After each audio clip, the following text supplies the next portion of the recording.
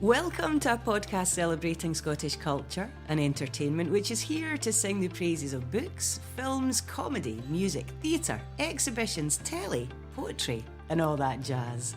I'm Nicola Meehan. I'm an arts writer and broadcaster, and I'll give you the lowdown on what's coming up, what's happening now, what came before, and what we love, which is to say that every week, nearly, I'm here to give you a kick up the arts. Now, while I've got your ear, just a quick reminder that on the afternoon of Thursday the 9th of October, I'm going to be in conversation with writer and legend Denise Mina.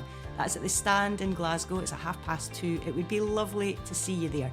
You can get tickets for the price of a coffee. How about that? Via kickupthearts.org. There are also events coming up with Emma Pollock, Irvin Welsh, John Niven, Sanjeev Kohli and Teenage Fan Club's Norman Blake and the Witches of Scotland, among others. I'll tell you more about them on the website, in the newsletter, and at the end of this chat. Right now though, on this episode, I'm joined by brilliant wildlife cameraman and filmmaker Gordon Buchanan, whose hugely loved series include My Epic Camel Adventure, Life in the Snow, The Bear Family and Me, and Tribes, Predators and Me. Earlier this year, he published a terrific, enlightening and hugely engaging memoir called In the Hide, How the Natural World Saved My Life. We chat about that, of course, and Gordon also reflects on a favourite Scottish album, film and book in a conversation that ranges from killer polar bears and vicious pets to pop goddess Sheena Easton, magical writer Michael Pedersen and showbiz icon Sydney Devine. This conversation was recorded live at the Edinburgh Fringe. Thank you so much if you joined us, and as I always do, I got the audience to try and practice a cheer before we brought Gordon out, but it didn't really go to plan. Give him an even bigger warm welcome and wolf whistle than the one you practiced. He is the wonderful Gordon Buchanan. Whoop woo! I now think the practice was louder. What was the practice louder? Definitely. Are you leaving? No, I'll stay. Thank see you. how it goes. I want you to never leave the house now unless someone wolf whistles. It's like I can't leave the house. Where's my life? Where are my cheerleaders? Gordon and I are going to chat for about maybe 45 or 50 minutes or so. And then if you guys have got any questions, is anything out of bounds, Gordon Buchanan? Nothing. Well, actually, my daughter's here, so yeah, nothing. Do Nothing. you know, As she will testify, nothing is out of bounds. You've just reminded me, I once did one of these with a famous singer, and our daughter was in the audience and put her hand up at the end and went, what's for dinner? Do you know what's for dinner? Same question. Yeah, exactly. Yeah, actually, not yet. Not yet. We'll see how this goes. We might still be here. We have met a couple of times before, quite briefly actually, Gordon. The first time you came on my Radio Scotland show, we bonded over my Sheena Easton t-shirt, of course, as you would. And the thing is, although you have wrestled bears and tamed lions and fought with anacondas, you were quite shaken up because you had been attacked by an animal on the Byres Road. Do you remember? Jack Russell had bit him. Yeah, that's right. Do you know? It's bringing After all these back. worldwide adventures. That traumatized me. I actually, if you said, have you ever been bitten by a dog? No, never. Oh God, sorry. But the first time I met you, I'd been. But it was like it was a triptych of one dog went for me, then another dog went. Like, these dogs didn't know each other, as far as I'm aware.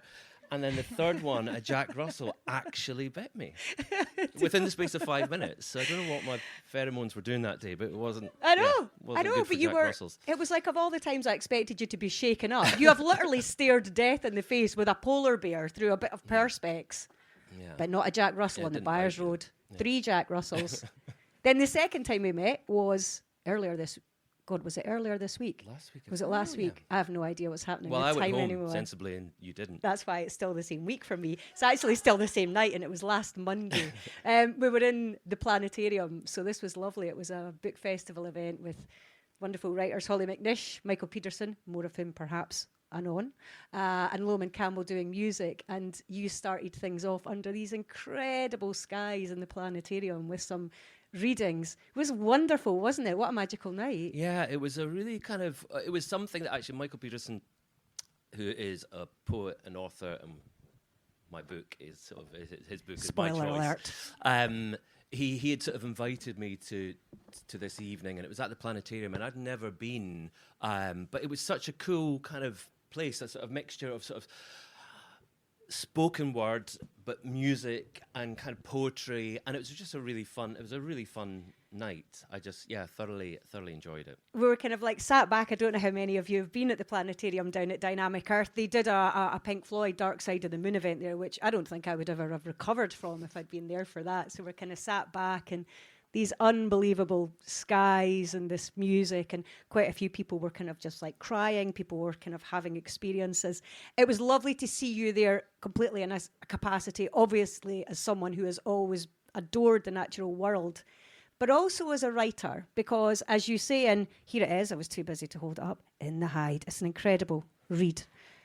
But you say it within it that, you know, as a self-confessed, colourblind, dyslexic cameraman, to then add author to that is no mean feat, is it?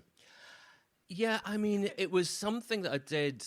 I thought, I will do this. I will write a book at some point. But that kind of goes back maybe sort of 20 years. I thought, I could write a book. And bizarrely, the older I've got, the less confidence that I kind of had. I was like, right, okay, you know, when am I going to do this? And then I suppose kind of pressure from friends and family members to do it. But then it's trying to have the actual time to sit down and actually write it and make sure it's as good as it possibly can be. And I was thinking I've done it now, so no one can pester me again, but I really want to do another one. I really enjoyed, maybe not the process, but just sort of, I suppose the things that have come after it. So just sort of, and publicizing, so like meeting other people, going to kind of different events that are kind of out with my kind of regular sphere. I was like, that's I didn't anticipate that there was going to be this sort of extra benefit. I thought, I'm just going to get people off my back by writing a book, but by getting people off my back, I've met lots of really you got a lot more on your back, and yeah. It's a lovely thing, and it's a great read, and we're going to speak more about books a little bit later on, but this is, as I say, part of the podcast series, All Back to Mine. So what we're going to do as we talk about a little bit more about your life and work is we're going to actually arrive on your doorstep uninvited, Gordon Buchanan, okay? And you're going to invite us in because you'll have no choice because we'll have wolf whistled, okay? So you won't have been able to resist. You're going to play us a Scottish record to give us a party. Then we're going to sit down, roll out the VHS, watch a Scottish film, and then you can suggest a book for some bedtime reading. Before we get to the record, and you've let us in the door, and would we take our shoes off at yours? Is it that sort of a house? If you're in the hall, it's fine, but if you're going upstairs, you have to take them off. All right, well, I like these rules. Or if you're a dog, you have to put your little indoor booties on. No wonder those dogs bit you. You've got to wear booties in the house. Those dogs heard about you in the neighbourhood, by the way. They were like, get that guy, I'm not wearing booties ever again. Did you listen to a lot of music as a kid? Your dad was a musician. There were fabled local bands. So music was always part of the landscape of your imagination. It's a very good question. And I would say that, I love music. I kind of played in a band when I was like 15, 16, 17, thereabouts. And sort of, but when it comes to the music that was in the house and the music that was available to me, it was really, really limiting because my folks split up when I was kind of maybe four years old. My dad was a musician into kind of a lot of cool music, but when he left, he took his by and large took his record collection, leaving my mum with her Sydney Devine, her sort of country and western stuff, which if I wanted to listen to music, I just all we had was what my mum's collection. But I love a lot of that style, a lot of like country and western music. I really, really, really love. And there was like movie soundtrack type sort of music. It was sort of and a Wurzel's album. So yeah, I was limited, and also in addition to that on Mull as a kid, you couldn't get, I don't think you could get Radio 1 back then. There was sort of, even with TV channels, like Channel 4 came in much, much later. Yeah, it's like 82 or something before we get that, isn't it? And yeah, so there was limits. I thought music of the day when I was kind of a teenager, I thought it was just what was on Top of the Pops. So I kind of missed out on a huge amount of sort of amazing 80s music because I had zero knowledge of it. So it was kind of like, I thought like Thompson Twins would be like the edgiest music that I knew of. But if it didn't pop up on Top of the Pops, I was oblivious to it. Or if it wasn't, this is lovely. I can see what's going to happen throughout this week already. This is the second mention in as many days for Sydney Devine. What a man. The thing is that I would listen to that album and I think it would just really take me back. I'm sure because I would listen to it repeatedly. And I wouldn't. Yeah. I once at the Commonwealth Games, so this would be 2014, and there was loads of music going on in Glasgow Green, in fact, and I was tasked with introducing a lot of the bands on stage. So the Bluebells and Edwyn Collins of Orange Juice, and starting the day off at midday, which was just excellent. What a great idea, because all the women, and it was all women, came to the front of the barrier with their shopping bags. Sydney! And he was avoiding half of them. He clearly knew them. So I arrived, and the lovely woman who was running it said, "Oh, Sydney's waiting for you in his trailer." Really? Yeah. So I went and he's like, "Oh, all right, hen," or whatever. And I sat down and he went, "Have you seen me coming on stage before?" Which I hadn't, and I had to confess, and he explained that what he did usually was he arrived from the ceiling to the theme of 2001 A Space Odyssey, and he was very upset because he couldn't glide on the stage in the usual manner because we were at Glasgow Green. So I had to try and make up for this by being extra dramatic. The man could put on a show, Well, yeah, I'm a suspended sort of angel-like Sydney Devine. I didn't think that would be in his repertoire. Catsuit, sequins, yeah. I mean, you look lovely in your pink jumper, Gordon Buchanan, but now I'm thinking you're seriously underdressed. Is it pink? You don't know? No, I do. You mentioned colourblindness. I was like, that's why I wore my pale grey jumper. Yes, I can see pink. I can tell you it looks absolutely lovely. And this is its first outing, you told me? Its first outing, yes. Thank I you. sort of bought it at the weekend. And So you get a vibe. You get a vibe for how it looks, even though you can't distinguish the colours. I'm not completely colourblind. I mean, if you were to wear this pink jumper at sort of 40 metres away, right, what would be really popping and apparent for everyone, I wouldn't see it as pink. But I believe that is red, isn't it? That is red. Okay, so that at a distance I wouldn't be able to tell, but the red that you see may not be. It's basically a muted version. I see a muted version of reds and greens particularly. So yeah, I think that. Sorry, this is really boring. I'm fascinated. I'm kind of fascinated, especially given the attention to detail in your job and having to distinguish animals and creatures. I just find it fascinating. But I was like, I tried to hide it because I just thought it was like some defect and deficiency, which it kind of is. But then I was like, why the hell does it matter? It's like But there was sort of certain things. It was actually first noticed by a teacher. It was like, it's interesting, Gordon, this is in primary school, that when you're always sort of drawing old people, you do their hair green. Why is that? It's like, is that not grey? And I was like, oh, she's having me on. But like, I had lots of punk grannies and grandpas. See, you might not have been listening to punk, but you were channeling the spirit of it nonetheless, right? Okay, you can't shake it when you're that age, that's it. So, okay, so there's music around. Your dad was in a band. Sydney Devine, Thompson Twins are cutting edge. But let's go forward a little bit and to the album that you would choose us out of all that for a little bit of listening round at your house once the dogs have got their booties on and we've taken our shoes off and we're allowed out the hall. There's a recurring theme in your choices, is all I'll say for now. It's an island theme, which is perhaps no surprise. You grew up for a while in Dumbarton and then you moved to Mull, and that brings us to a record you're really closely involved with in many ways, huh? Yeah, it's Lost by the Mull Historical Society.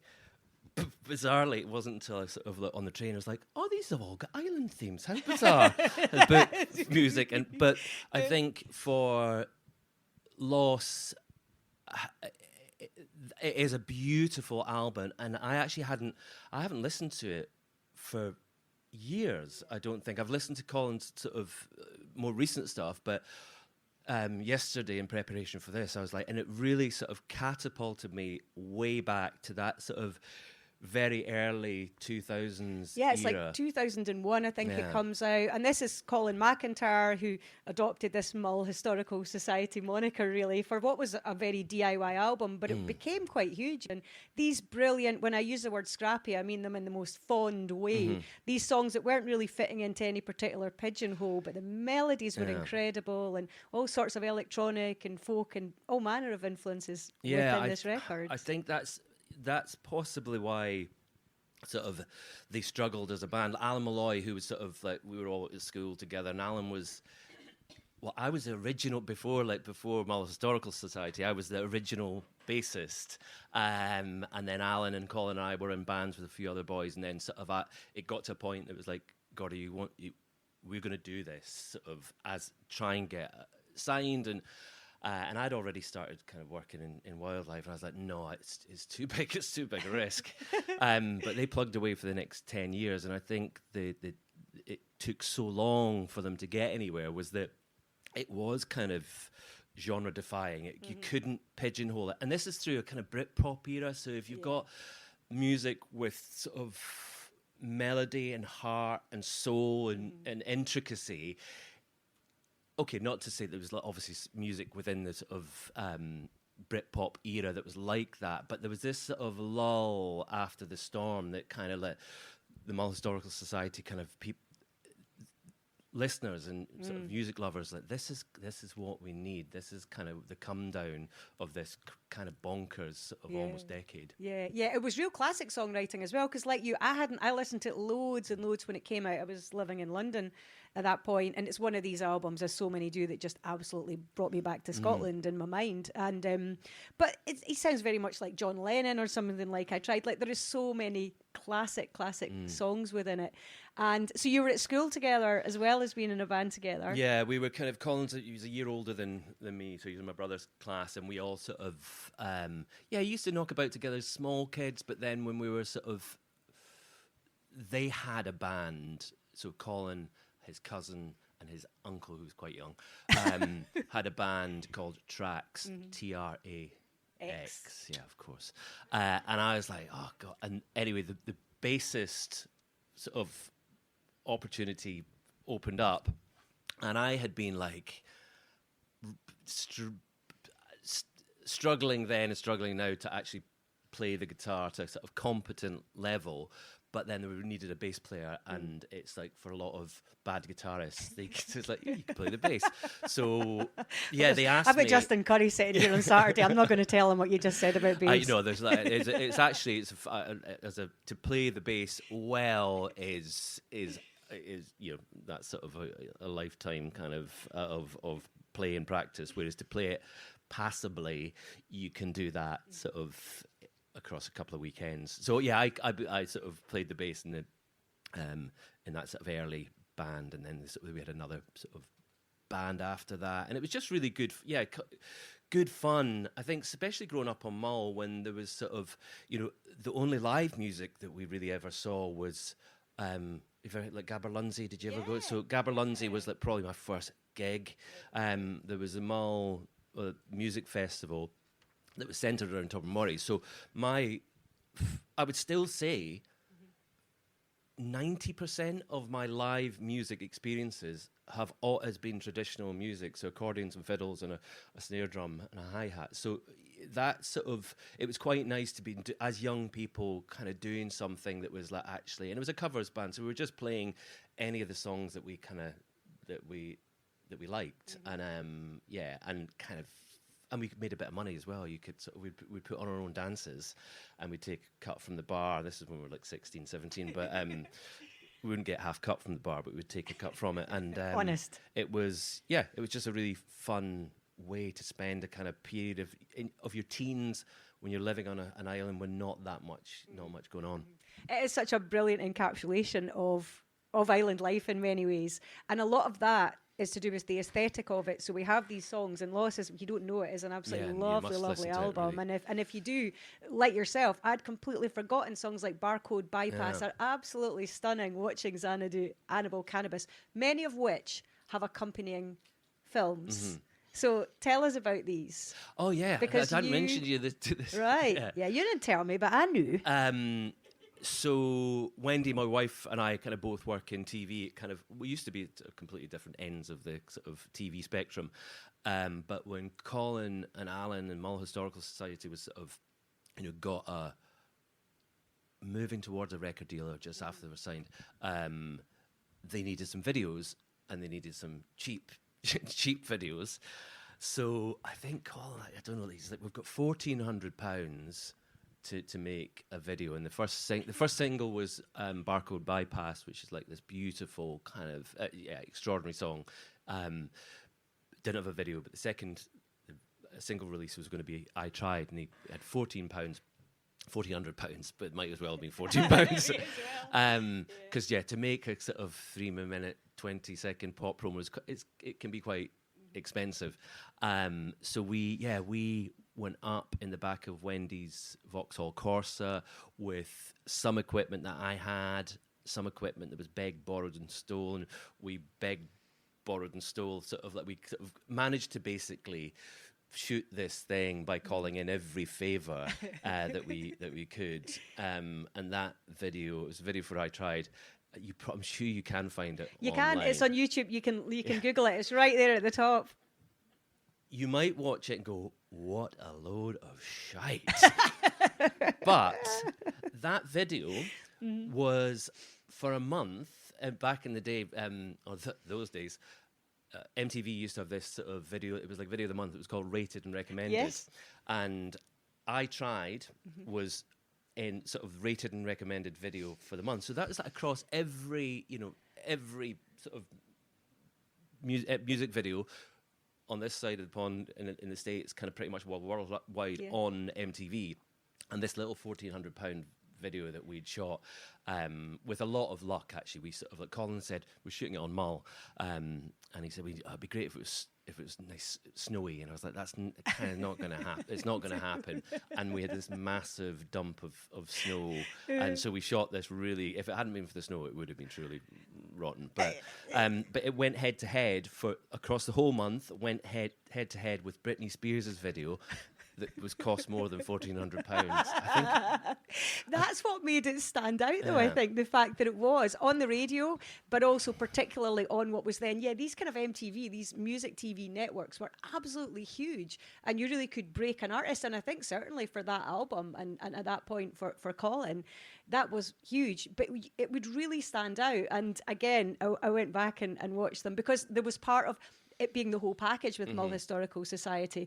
He had this theme because one of the songs is called Mull Historical Society. There was this album that people were kind of finding in these weird places and hearing on the radio or stumbling upon quite literally on music TV. But I went back and I saw it and it was like, and they're trudging through the snow up a fairly small hill somewhere, I assumed, in Mull, with a suitcase, and they're looking miserable. And it's a bit like, that lovely Depeche Mode video, Enjoy the Silence, and Dave Gahan's like dragging his deck chair with his crown up the hill, and it felt like a lovely kind of like Scottish, greyish parallel to that. There's something lovely about the landscape that you're just completely shot out of. Britney and Moby and Dido and whoever else were all over music TV in 2001. It was something else. Yeah, no, I think there was, and again, there was sort of that, I suppose, through the 90s, music videos were getting bigger and more bombastic, and it was sort of, and then it was just sort of, and also the budgets for these sort of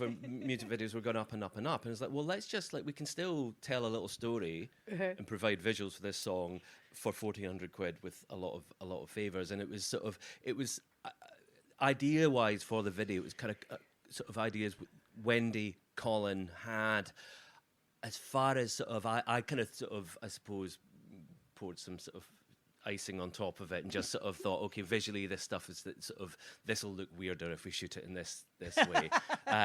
But it was like really, it was really cool. And it was bizarre, like, because we were doing it as a favour, but then Wendy and I got, oh God, for the life of me, I can't remember, but we sort of got a bit of a name as sort of pop video sort of producers, and we got contacted by a couple of other bands at the time saying, oh, we love that, would you want to do it? And I was thinking, this is kind of maybe a parallel kind of career that we could both have. But then I was too busy running about in the jungle, and Wendy was too busy doing her thing. Because you'd already, this is 2001, and really your start, if you like, in this entire adventure within the jungle and the desert and the natural world really starts 10, 11 years before that. It's about 1990-ish when everything really changed for you and you had your first eye-opening experience. I suppose that was, I was sort of 17 at school and didn't know what I was going to sort of really do with my life, and but always wanted to do something, and always had a sort of like self-belief that had no foundation whatsoever. Like I was sort of, it's funny because I don't remember anyone like ever encouraging me. Like, oh, okay.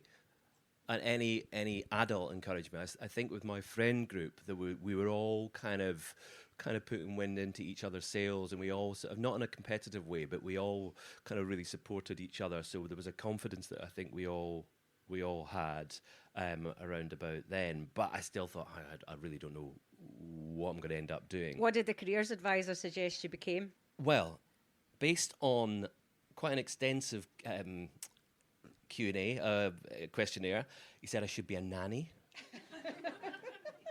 I would have made. I'd probably Nanny McPhee more than, or Cat in the Hat maybe more than Nanny McPhee.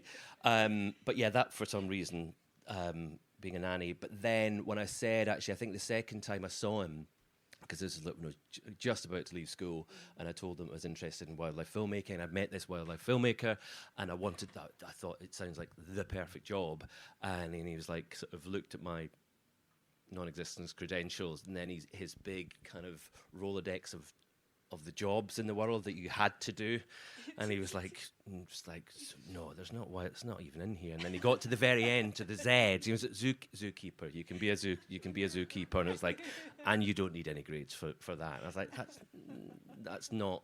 I want to be out in the wild and sort of seeing these things. Yeah, that's you in captive as much as the animals, right? But yeah, as luck would have it, I was offered a job from the wildlife cameraman that I'd met, and it was sort of this golden ticket that I'd been handed to pack in school, a place that I kind of like. I mean, I fitted in so much as like I was always arsing about and up for a laugh, but I kind of certainly it wasn't. I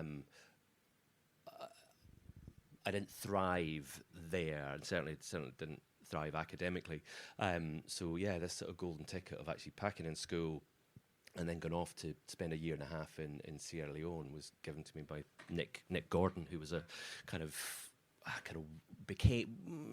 became a world-renowned wildlife filmmaker. And really just took you under his wing, right? Yeah. And encouraged you. But it was also you, because it's just also the other thing of you were so enthused by it all, and your eyes were so open, and you worked so hard at it, right? Painting scaffolding in the jungle and all sorts of things that aren't the bits that we see on the telly. Yeah, I mean, it was incredibly tough as far as like, and Nick became one of my best friends, but looking back, when I was writing the book and I was looking back into old diaries, I was like, he was a tough boss as far as sort of cracking the whip, and as far as never really congratulating you or praising you for the things that you did. And so as a 17-year-old, you say, well, you're just constantly failing, and that sort of management style, maybe it was of its day, but it's like, it's so ridiculous that it's like, I won't praise anyone, I won't sort of give you any sort of support, I'll just say, give you the impression that you're not doing enough. So I was sort of like, for a 17-year-old that was kind of young, fit and healthy, I was just working every hour and doing all that I could sort of to do I didn't want the praise, I just wanted to do the job well, because I realised that this was a huge opportunity that Nick had given me at a time when he must have had like many other applicants for the job that had sort of university, like it's going to sound like an old chukta. They had university degrees coming out their ears. No, the people that had degrees, people that had maybe past experience or studied zoology or whatever. Whereas he kind of like it kind of landed on my lap. Somebody 17 still at school that kind of didn't know their arse from their elbow, maybe. But you do make a really good point within the book about that very thing, about the fact that, you know, there is a sort of self-perpetuating culture, if you like, of wildlife filmmakers and who can make films and who gets those jobs, and they don't necessarily tend to be, you know, working class kids who didn't really enjoy school too much or, you know, thrive in that aspect of education to get the chance. Were you stringing out the question? You just saw me I struggling did, with but that I thought I did quite well. I should have given another 30 seconds. Oh, it's all right. You could have done 5 minutes, I'd still be going. Keep going. Do you remember the question? Vaguely. Yeah, I mean, it wasn't, certainly, it wasn't an industry or an area of TV that was sort of brimming with sort of kind of working class or regional folk, even up into the sort of the 2000s. It was kind of because this idea of an interest in natural history is a luxury. So it was often country gentlemen, like a lot of vicars and sort of ministers. They were the naturalists because they had time to fill. So I think that was just that sort of, you know, legacy of it always sort of, you know, not to say that, you know, well, I'm still making wildlife documentaries all these years later. Is that there's a broad appeal, but yeah, certainly.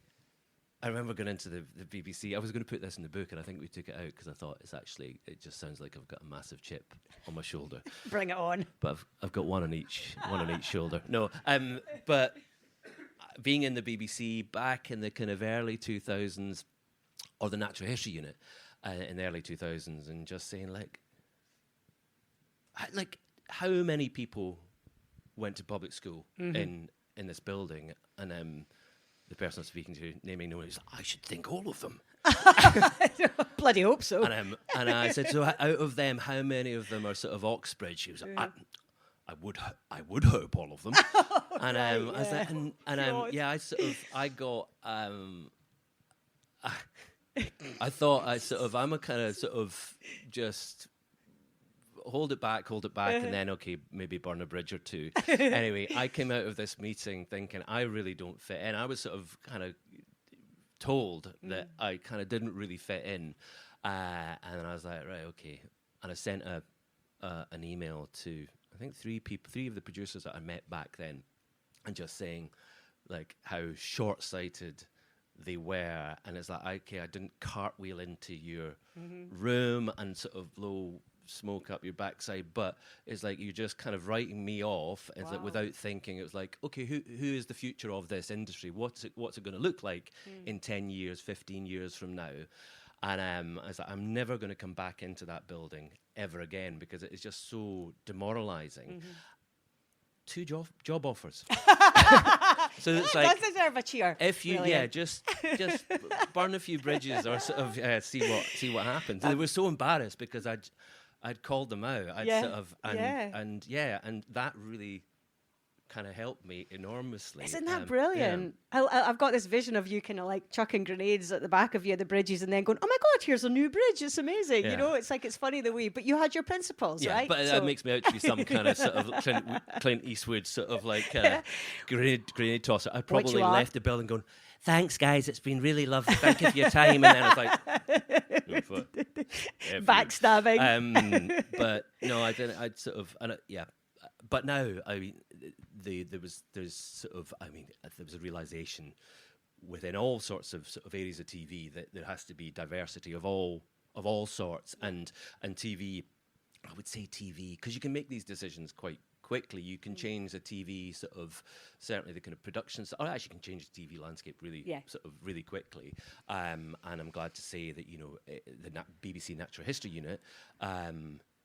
Is like diverse in every way that you would want it. And yeah, things have changed for the better in that respect, hopefully. Anyway, so there's no Scotsman. No, there are.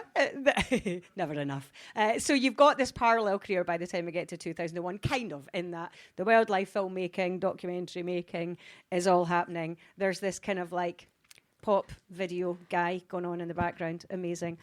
You mentioned when you were making these videos, because you made a few of them. We just touched on one, but Annabelle Cannabis, I think, as well. And there's a few now. You mentioned that you were bringing in, Wendy's bringing in this, and Colin McIntyre's bringing the ideas, and you're going, I think they should be a bit weirder. And this absolutely brings us to your choice of film. Okay, so let's wheel out the VHS, okay? Go through to your home cinema or wherever we're watching a movie. Before we get to it, I always like to second guess my guests, and I'm delighted to say I very rarely get it right. And I had said to you, let me know you weren't sure about your film. And when you sent me the choice, I said, that's amazing.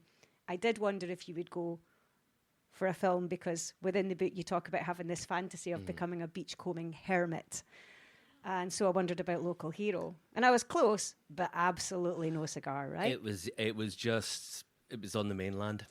It had to be on an island. No, that was my go-to. First one, I was like, actually, I thought that would be a low-hanging fruit for you, to be honest. Excellent. I like a challenge. But my actual choice, and this is sort of not just my favourite film with a Scottish connection or a Scottish cast or a Scottish story. I rewatched it over the weekend. This is one of my favourite films of all time. It's The Wicker Man, filmed in 1973. Many of you, if you've seen it in this sort of distant past, think that's a really weird film. You're right. But I watched it as a child thinking this is such a weird film, never knowing that I'd grow into an adult that loved that kind of weird stuff. And it's even weirder as an adult. It's actually even weirder looking back at it all these years later. But it's a small genre, I suppose. It's folk horror. Yeah, psychedelic folk horror. But it is a classic, and just sort of if you do watch it for its themes and the influences that it's had. I was making notes throughout, and I was like, gosh, there's so many kind of tropes that have come from this movie. It's like so far more influential than, I googled online, so what films were inspired by or themes within The Wicker Man, and there's like nothing cited. I think 'cause it's such an old film that people don't go, oh, that moment or that scene, it comes from that. And that may have been inspired by other It's previous films, but it's actually because it's not even just directly influenced films, or it's influenced entire kind of like cultural movements. So I remember around about, again, that kind of early 2000s time into the kind of mid, and there was this kind of like weird folk kind of phase, and Devendra Banhart and all these kind of American folk artists started really, really going deep on the music of The Wicker Man. I mean, the music's incredible, right? It is the like a musical. Soundtrack, yeah, quite. And also the language of the music, because it's that wonderful thing of subverting everything that this, stiff upper-lipped copper has come in to, investigate the mysterious disappearance of a child. And at every turn, it just gets more and more wonderful and more and more weird. The things you forget, and you're like, how could I forget? And this, quite quickly, you become absolutely immersed in the landscape. So you don't question it. And it's like, you don't need to know what's going on. They know what's going on, and that's fine. Turn a corner, there's a woman naked, straddling a gravestone, crying. Yeah. Saturday night in Stirling usually, but it's like it's one of these things, right? It's like at every turn, the normality, if you like, is flipped. Yeah. I think that sort of it turns quickly. It's yeah. Sort of, but yeah, there's a lot of sort of. It's kind of unsettling as well, because there's a sort of the intro scene sort of over, and there's like there's credits at the beginning of the film, and it goes on for a fair old time, and the movie's only an hour and a half, so it's not like a long movie. But it's this seaplane flying sort of up the west coast and sort of arriving on Summerisle, where the film is based. And when the Sergeant Howie, when he arrives and he just sort of touches down, I think I might be right in saying that the first words in the film are, "Send the dinghy!" and he's shouting to somebody on the shore. And then this all looks lovely and glossy and lovely, and it's like, what a beautiful part of the world to be flying over.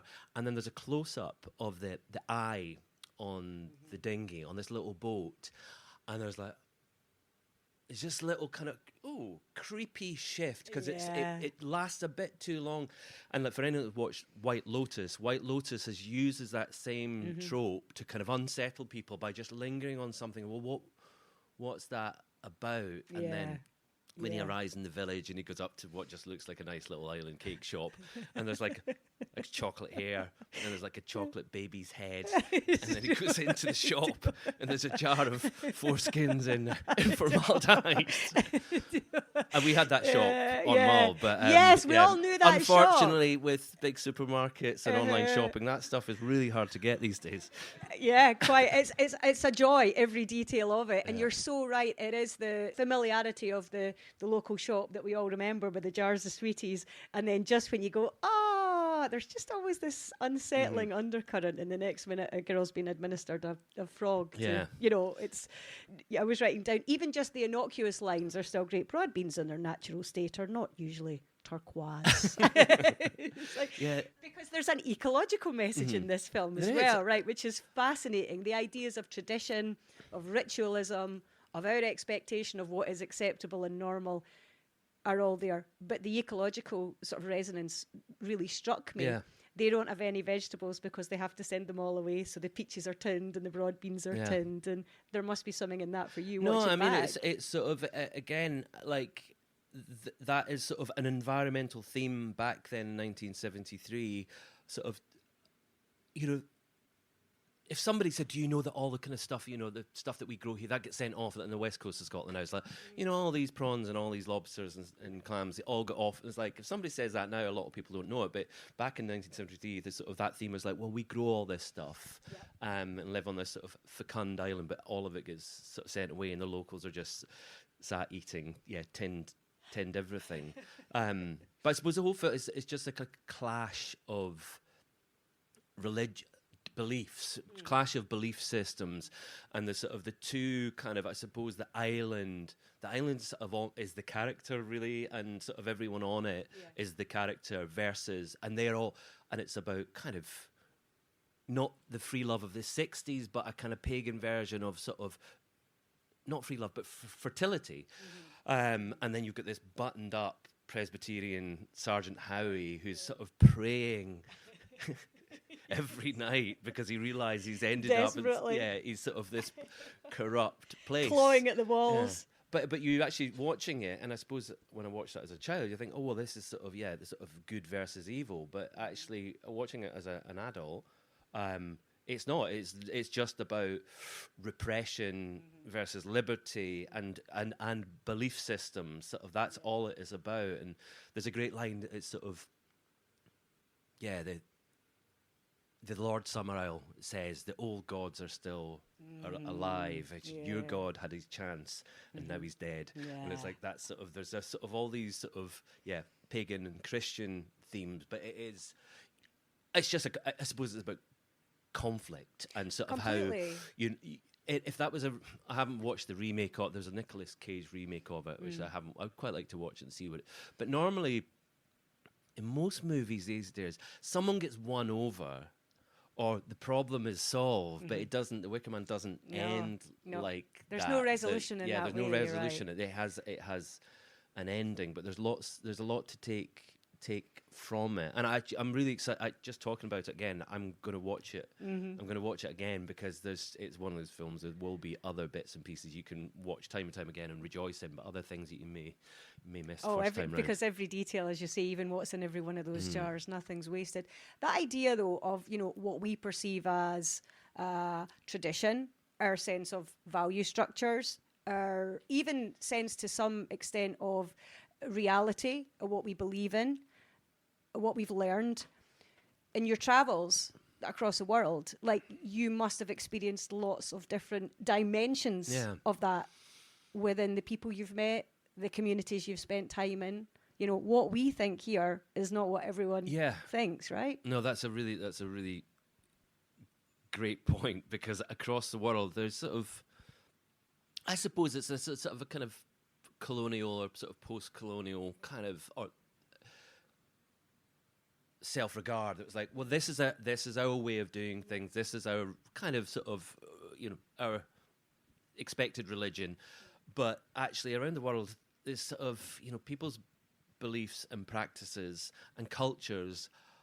I mean, if you can dream it, it happens. And I think that sort of coming from leaving Mull at the age of 17 and then arriving in Sierra Leone, a place that is sort of, blindingly culturally rich, with lots of different tribal groups, different languages, different sort of tribal practices, female societies, male societies, lots of wonderful and very, very, very, very weird stuff that would make Summer Isle and the Wicker Man look like a kind of country fair. But that's sort of, I think I'm fascinated by just different cultural practices and the way that other people do it. Yeah.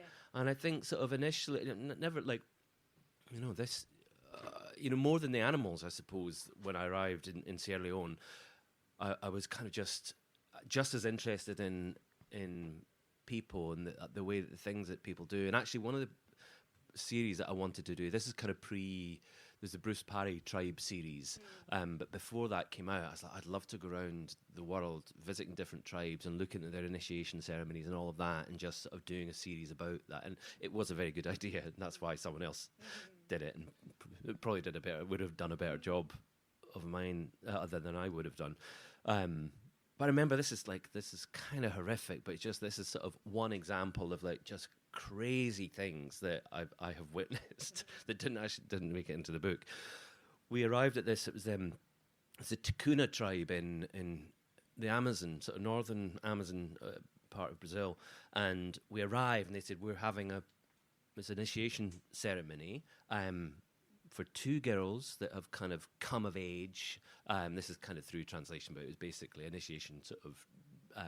So it was as soon as these two girls had their first period, they were put in a cage for 2 days, not fed, not given anything to drink, and then after 2 days, it would take sort of 2 days to gather all of the sort of people from the neighbouring villages, and they'd be brought out. They'd be given this sort of spit wine that was made by the sort of toothless crones in the village by chewing manioc plant, spitting it into a big bucket, and then it ferments, and as a guest, you're offered this drink, and then the girls are given quite a good glug of this, and then all the old ladies in the village crowd as many people as you can crowd round a 13-year-old or 12-year-old, and they pull all of her hair out, every last tuft. God. And I think because I was still young at the time, I was like, there you go. There's weird stuff happens all the time. But I wasn't like thinking that was like, that is insane. But as an adult now, it's like, there's just lots of sort of crazy, not crazy stuff, but just sort of, that's the way people and yet, do it. And even as you're describing that scene, I'm like, wouldn't be out of place in the Wicker Man. Yeah. In actual fact, seriously, it is that it's other rituals. It's other. I am now very thankful that I would just have a bottle of Thunderbird on a Saturday night up the Wallace Monument when I was 12 or 13. I think that's more my ritual. We'll move on to books because time is marching on. So we've watched the Wicker Man. We've had Revelations and then some, and we're going to have some bedtime reading. Now, you've chosen a beautiful book. You gave us a bit of a spoiler. It's a book about lots of things, an island, a lighthouse. It's about solitude. It's about friendship. Solitude perhaps more than loneliness. And you always did want the peace and the quiet, even when you were little, didn't you? Yeah. And you've spent so much time literally in the hide, waiting for a moment, that you've always sort of seemed to have felt quite comfortable within your own skin. No man is an island, but you're okay being there. Yeah. Well, I think sort of solitude is a sort of, at times can be the best friend you can ever have. If that's sort of the way that you lean and that's what you kind of need at times, I love a time alone to just sort of, I suppose, have your own interpretation or relationship with the things that you're seeing, because people, if you're interested in people, they're the biggest distraction ever, because I'm sort of like, okay, well, what do you think? You say, well, that's interesting. Whereas I actually quite like, and I suppose a big part of being a wildlife filmmaker is that you're just like, you're there as an observer. You're not there to kind of like communicate with anyone or anything. But yeah, the sort of time alone and solitude is something that I have always loved from the earliest of ages, sort of, you know, growing up as a kid and sort of thinking back on it. I'm sure there would have been people that, had they noticed me as a little boy, thinking that, oh, that poor wee guy's got no friends. I often see him kind of out in the hills or kind of walking up there. You know, I had a really good group of friends and would hang out with each other a lot, but equally I was more than happy to go off and just spend time sort of in the wilds. So Muckle Flugga, this wonderful, wonderful book by Michael Pedersen, is about so many things, but solitude is a sort of is a theme within it, or a sort of, I suppose it's sort of, yeah. It's almost a refrain, isn't it? Yeah. It's almost a soundtrack to it in some ways, isn't it? And I think because it sort of creates this world that kind of I would love to inhabit. That's the sort of, that's why, you know, it straight away I think that's the kind of place I would love to be. I've kind of been to places that are a little bit of that, and it's sort of, but that Muckle Flugga, the island, it's sort of not based on the real Muckle Flugga, kind of is, but it's been wonderfully embellished in lots of ways, and it just creates not a real place, but in a very real, vivid way that you would think, you know, it's sort of, if this book has a success that it should, people would be going to sort of Muckle Flugga to Shetland, looking over and hang on, that's not, like, he creates a sort of, yeah. I remember this book, one of my favourite books from childhood was The Talking Parcel by Gerard Durrell, which is a fantasy world, and there's sort of, Michael has the ability to create a fantasy world but keep it real enough, and everything in the book is like, again, it's unsettling because, okay, this is these sort of, this is all stuff that is kind of part of lore and part of lives, but he just sort of packages it in such a way that you're like, it's sort of, it's kind of off kilter in a beautiful way. There is another aspect of that chimes with the Wicker Man in that, and actually with the Mull Historical Society and this, everything wrapped up together, which is, you know, just go with it. So Oos, who is the boy within it, although there is another boy, has I don't want to say an imaginary friend, because the friend is absolutely there and is absolutely solid, although he is also a ghost, and it's Robert Louis Stevenson. So there are these conversations, aren't there, within them? Yeah. And again, that's that idea of him not being lonely. There's always someone there, even if they're not. It's funny you say that, because I've just said it's like, it's all based in the real, in sort of, well, I threw lore in there because there is sort of a lot of mystery there. But as far as the sort of the ghost of Robert Louis Stevenson, that's real, and sort of, it's a livid character. He's kind of there, so you go, all right, of course. It's like, he is sort of, he's not even a phantom. He's just another character. But yeah, it's sort of, I suppose what it does do is sort of, it does raise that, well, what is solitude? It's like, because even if you love that way of life, it's at this lighthouse on this island, so obviously it's kind of a solitary existence for, you know, whether it's a small number of keepers or whether it's a family. So yeah, solitude isn't always a good thing. And I suppose if you live a life of solitude, it's like, well, what do you fall back into? Sort of, what comfort you can get. And for Oos, he has sort of lots of, it's not even coping mechanism. He just has this friend, his sort of only friend on the island. It just happens to be a famous Scottish writer that died sort of a couple hundred years ago. But he's absolutely ever present. Yeah. That's so true. There is within your own book, within In the Hide, this idea and this sense that you are very comfortable most of the time, and that you would actively sometimes seek that solitude.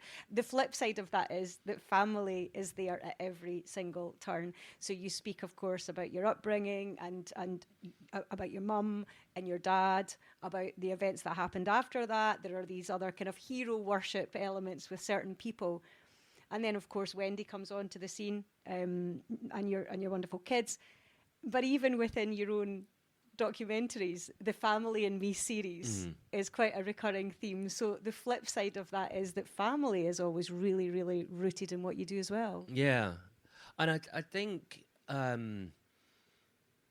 always has been, like, my friends and my family, are the most important thing in life. They really are. And I think what happens if you have a job that is very rewarding and stimulating and can be exciting and sort of you can be passionate about, there is a danger of just sort of losing yourself to that. And I had seen it with lots of other people that make wildlife documentaries. It's like, gosh, you don't have anything other than this, and that, certainly for me, that my job and my passion for it was like never going to be enough. And as much as going off and having these amazing adventures, sort of the excitement of coming back, and sort of before I sort of met Wendy and before we had kids, just to come back and see my friends was more exciting than going to the Amazon in the first place. It was much more exciting to come back and sort of just tell my friends about the things that I'd kind of seen and done. And then with, I suppose, when we got married and had kids, or I should say got married, but we were engaged before Lola was born. Oh, I like the detail. Yeah, I did have a period of time that I was getting kind of sort of sucked into the successes that I was having, because really the sort of what I view as a sort of successful life is to have like close friends, have an amazing family, and sort of be there sort of for everyone, and they in the way that they need you to be there, and for you to be there for them. But I think kind of when you also have career ambitions, and that happens really quickly. And you think all of these sort of desires that I've had beyond like meeting someone, settling down, and sort of having kids, all of these things are happening, but just so happen that they happened at the same time as starting a family. And I've kind of found myself kind of just getting, the sort of work-life balance was sort of way off kilter. And I've said this before, but we always say work-life balance, and it really should be kind of life-work balance, because you do need. Here's a priority. Yeah. But yeah, I sort of definitely checked myself at a point where I was like, actually, I don't. This isn't going to work long term for me or for us as a family. So I managed to kind of get the balance right, and be there. But there's a lot of wildlife filmmakers that sort of split up, and with Nick, my first you saw that boss, firsthand. I saw it firsthand, and he, they had amazing family, and sort of, it should have worked, and it should have lasted the course, or lasted for as long as it, a lot longer, but it just he threw himself into his work and just always thought that safety net was going to be there, and it wasn't. The safety net's an interesting thing. We're going to have to wind up. But before that, when you start out, there's so much in the book In the Hide. It's absolutely worth reading if you haven't. And it kind of, to paraphrase the great Errol Brown of Hot Chocolate, it started with a worm, okay? And you fall in love with all of nature and all of the animals. But when you start out, that thing like, what would you like to do with your life? I'm pretty sure that like nearly get eaten by a polar bear would not be high on the agenda, but it literally happened, right? It was you in Perspex. Yeah. You're like dead Cam or not. Dead nearly. I was, I mean, it was a very close call, and it was, it's weird, not weird, terrifying in some ways if you're kind of a quarter inch of Perspex away from an animal that actually wants to eat you. And it was hungry, right? Yeah. No messing about. Well, the thing is, we christened that. We'd seen this polar bear around like for a few days. She stuck her head in the porthole of our ship when the cook was making some biscuits. And she was like turned round, and I was like, I hate it when that happens. And I said to her, what did you do? And she said, I gave it the biscuit. And I was like, that's highly illegal. But we you've got a scoop there. But this polar bear, we had christened her Fat Frida because she was the biggest no polar wonder bear she was raging, by the way. So maybe she was just offended and yeah, not hungry. Yeah, she was. She just wanted to have a word with you about that. So she was sort of I think because she was in good physical condition. That's she was a like, better way of putting it. yeah, Big in boned. great physical condition. Fit Frida. I thought, okay, like she probably could. Oh, I'm going to try and expend a bit of energy trying to get this thing that I've never eaten before.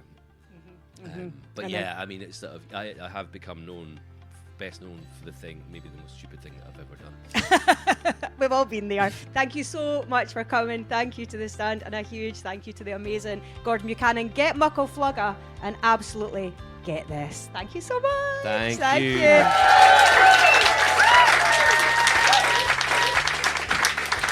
The wonderful Gordon Buchanan there. Thank you so much again if you joined us live in Edinburgh in the summer. And if you fancy more chats like this, I'm also in conversation with Gordon and Michael Pedersen together. That's as part of Glasgow's Fab Book Festival, I Write, in November. I'm also chatting with Delamitre's Justin Curry. And there's a fab Creeping Bent celebration also, among other things. You can also hear Michael's own All Back to Mind choices on an earlier episode of A Kick Up the Arts if you fancy. And that's not all. Poor Gordon. I'm also going to be in conversation with him in London. This is part of the excellent St Andrews Book Festival. We would love to see you there. I'll also be chatting with the Witches of Scotland down in London and with Irvin Welsh and John Niven together. Name a more iconic duo. I can name a more iconic trio though, and that is Emma Pollock, Amy Duncan and Joe Mango. They're going to be in conversation and we're going to have some really special live music too. That's as part of this year's Scottish Mental Health Arts Festival. That's on October the 23rd at Glasgow's Civic House. Meanwhile, don't forget Denise Minor this coming Thursday, October the 9th, 2:30 at the Stand in Glasgow. It's directly opposite Kelvin Bridge Subway. Come and see us, come and hang out with us for the afternoon. You can get tickets and more information for all of that stuff and more via kickupthearts.org or sign up for the newsletter on the website. All right, I'm away for a lie down. Hope to see you somewhere soon. Bye for now.